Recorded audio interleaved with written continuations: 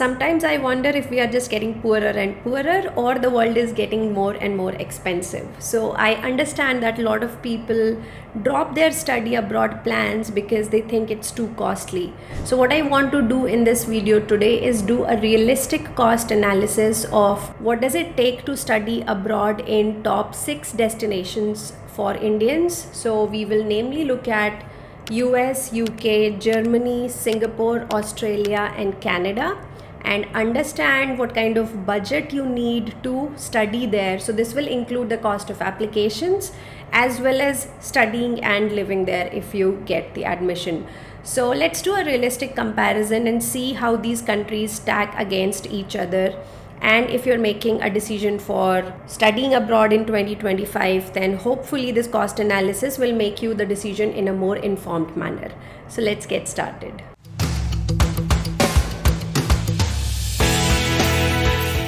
Today I'm going to compare 6 top destinations that Indians consider, and these are US, Germany, Canada, Singapore, Australia and UK. What we are going to do is we are going to look at the living cost as well as tuition cost for each of these countries and then compare what the total cost looks like. I am not including the GRE test taking, visa fee or air tickets in this because that honestly is not the major component. Major component is covered by the living and tuition. So if we broadly compare that, we do have a good idea of where these countries fall into the spectrum of the cost. I was surprised with some of the results, so I'm going to do a summary and conclusion at the end and a little of my opinion. If you care to watch that, do keep watching till the end. So let's do a cost analysis, and I'm going to start with US because I've already done a very detailed video on the cost analysis of US in which I included 8 kind of costs. So if you are interested in US per se, I do request you to check out that video. It's linked in the description box below. But as per that video, we saw that like the duration of master's courses there in US vary between 1 to 2 years, but I'm assuming 2 years is the most common duration. The living cost situation, I'm just going to focus on rental here and not really the utilities, etc., because again those are the minor component. Let's just compare the rent wise situation, and the rentals you pay in US varies from $1,000 to $1,800 per month. So taking an average of $1,200, which for 2 years course would come to around 24.12 lakh Indian rupee. So yes, I'm going to tell you everything in Indian rupee in the end. Now let's look at the average tuition fee, and there we saw the tuition varies from $22,000 to $59,000 per year. Taking an average of $40,000 for a 2 years course would be around 67 lakh rupee. Okay, so this is the situation for US. Again, if you want to look at the detailed cost analysis, check out this video. Now let's move on to Germany. The general study duration for a master's degree here is again 2 years long, but in some cases we have seen, like for example computer science, engineering, especially if you're doing some sort of a research, it can even take you 3 to 5 years to complete. But for the sake of this analysis, I'm just going to stick to 2 years masters. Let's first look at the rental situation. Now rent varies a lot in Germany. It could be as low as 400 or 500 euros in cities like Dresden, and it can go up to 1000 to 1200 for cities like Munich, and in between you have cities like Bonn, Cologne, Hamburg. So taking an average of 570 euros per month for 2 years, your living cost would come to 12.45 lakh rupee. Now let's look at the tuition fee, and here again huge range. If you look at the public universities, you have cost varying from 500 euros to 7100 euros. Yes, you heard it correct. The fee can be as low as 500 euros per year in Germany because many education there is highly subsidized by the government. In private universities, the costs are slightly higher. The range we have seen is something like 7,000 euros to 27,000 euros. By the way, the cost also varies a lot from course to course. So MBA can be really expensive, but I know mostly on this channel we have engineering or STEM kind of people. So I am taking an average of 1000 euros per year of a fee. Yes, it is that low. Even at TU Munich, the tuition fee, let's say, can be 8,000 to 12,000 annually, but those are for some of the courses. For most of the engineering courses for which Indians are going, tuition fee is actually pretty low, and I'm going to stick to the average of just 1,000 euros, which for 2 years comes to just 1.82 lakh. It's actually laughable, right? It's not even 2 lakh. Even Indian colleges charge more than that. Of course, if you pick a slightly different course, slightly different degree, imagine the tuition fee can go up to even 15,000 euros, which is 15 times this, still less than 20 lakh, right? So Germany is definitely very pocket friendly. Now let's move on to Canada, and the duration here is again 2 years, but yes, I've seen people working on their thesis or as a research assistant. The masters can stretch a bit longer, again 3 to 4 years, but I'm going to stick to 2 years for the purpose of this video. Here the rental situation again varies a lot. On a cheaper side, you have universities like Alberta or something in Quebec. Montreal would be on an average side, whereas Toronto and Vancouver can be really, really expensive, as we are seeing from the whole real estate bubble situation building up. So the rent here varies from 400 to 1400 Canadian dollars per month, taking an average of 900 Canadian dollars, which for 2 years would come out to be 13.07 lakh rupees. Talking about the tuition fee, again, there's a huge variation in Canada. We do have some cheaper universities like University of British Columbia, where the fee again varies a lot. I mean, it can be as low as $6,000 for some courses to up to 46,000 Canadian dollars for another course. McGill University varies from $11,000 to $22,000 per year. And University of Toronto, which is the more expensive one, there you can expect the fee to even go as high as $30,000 to $50,000 per year.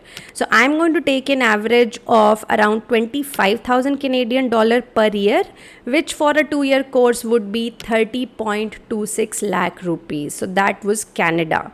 Now let's move on to Singapore. The duration here actually can vary from like 1 to 1.5 year coursework, but for research courses it can go up to like 1 to 3 year also.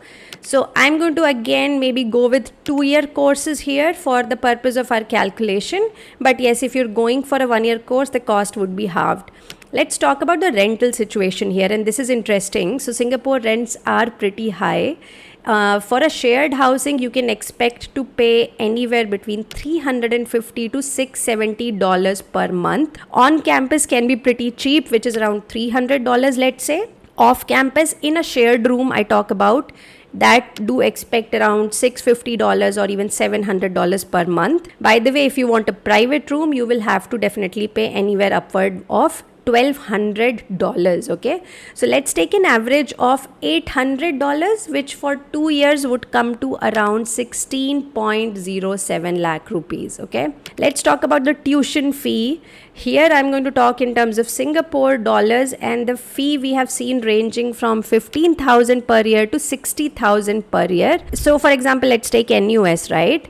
The courses there, the fee will vary from 30 to 40,000 per year for international students, and this does not include, by the way, medicine, dentistry or music courses, which are very, very expensive, and the fee for that crosses $100,000 per year. So I'm just sticking to more normal STEM courses. Then we have something like, Singapore University of Technology and Design, again a premium institute with $60,000 per year fee, and NTU is slightly cheaper with around 15,700 Singapore dollars per year. I'm going to take an average of around Singapore dollar 35,000 per year. So for a 2-year course, this would come to 43.6 lakh rupees. Yes, for 1-year courses, just divided by 2. Now let's move on to Australia, because yes, Australia is getting popular these days, right? I'm seeing a lot of people considering Australia instead of Canada these days. Now here the coursework again can vary a lot, 1 to 3 year or even 4-year coursework. For research courses, again it varies a lot. But again, for the purpose of this video, I'm going to stick for a 2-year course. Let's look at the rental situation, and yes, there is variation because Australia is again some of the very popular cities. Like Melbourne is extremely expensive, around 1,500 to 2,800 Australian dollars per month. On cheaper side, you have Brisbane, where you can get place in as low as 700 Australian dollars per month.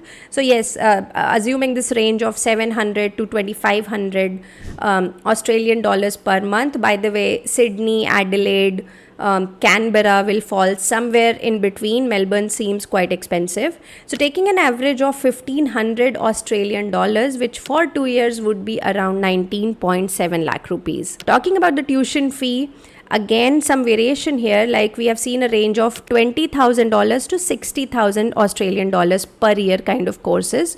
For example, University of Melbourne, we are seeing around $50,000 to $60,000 in fee, whereas in University of Sydney, again around 53 to 59, but something like University of Southern Queensland would be much cheaper, and there you can find courses like in $19,000 to 30,000 Australian dollars.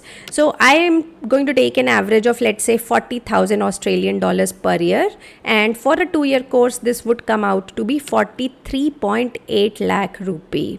So that is Australia. And now let's move on to our last country, which is United Kingdom. Here master's courses are mostly 1 year. Few can be longer. Most of the courses I know that Indians go for are 1 year courses. So that's what I'm going to consider for in this video. The rental situation, yes, London is pretty crazy, and the rent we have seen varying from £500 to £1,300 per month depending on how lavishly you want to live. So taking an average of around £900 for a 1 year course, this would come to around 11.6 lakh rupee. And tuition fee again varies between, we have seen £12,000 to £48,000 per year. For example, on a cheaper side, you have University of Highlands, where the fee can be around 11,500. Liverpool Hope University, 12,500. On expensive side, of course, we have University of Cambridge and Oxford, where the fee ranges around 28,000 to 48,000 pounds per year. Now, I hope we are going to better ranked universities in UK, where the fee would be on slightly higher side. So I'm going to take an average of around 30,000 pounds per year for UK, and this for a 1 year masters would come around 32.2 lakh Indian rupee. So now let's do a quick summary, right? So as we can see here, everything from everything except UK, I'm assuming a 2-year course, and here we can see that the total cost of education, on the lowest side we have Germany, which you can typically finish in under 15 lakh rupee for a master's. But again, and the fun thing here is that almost all of that cost is coming as a rental cost, and you're paying negligible for your tuition fee. And this is the reason why, if you're cost conscious, then I totally get it why people would consider Germany, right? So yes, Germany is one of those lucrative options. And then after that we have Canada and UK, almost a similar level, but interesting point here is UK is a 1 year course costing similar, around 43.8 lakh in total, and Canada for a 2 year course costing around 43.3 lakh in total. After this we have Singapore, which for a 2 year course can come out to be 59.6 lakh rupees, and then Australia, which again for a 2 year course can be as expensive as 63 lakh rupees. So surprise for me actually lies with how costly Singapore and Australia can be in case you don't find scholarships. And then in the end we have US, which for a duration of 2 years master's course is almost as expensive as 91 lakh rupees, right? Now Germany is definitely on the cheap side. No wonder people try to find a way to study there. As I mentioned, Germany is attractive because of low tuition. UK on other hand is attractive for 2 reasons. One is there are plenty of government or external scholarships available for Indians, and many a times you can find 100% fully funded offers in UK. That means you don't have to spend anything. And the second attractive point about UK is that it's only a 1 year masters. So yes, and that is why we are seeing it on a lower side, like 43 lakh rupee per year, because if the master's course here also were 2-year courses, it would be almost as expensive as US, but because it's a 1-year course, you have to pay lower amount overall. That is what makes UK attractive. US, I would say, has phenomenal education system. I keep talking so much about US, right? And you get great STEM opportunities and extremely high salaries. That is what makes the US attractive. But you should go there if you know how to hustle for financial aid, because yes, it is getting more and more expensive to study in US. I have covered so many videos and funding masterclasses to talk about financial aid in US. So if you're considering US, you must also start thinking about how can I get financial aid in the US eventually, right? So do check out those videos. Now, Canada is a big question mark for me these days because of all the negative political coverage we are seeing, especially anti-Indian.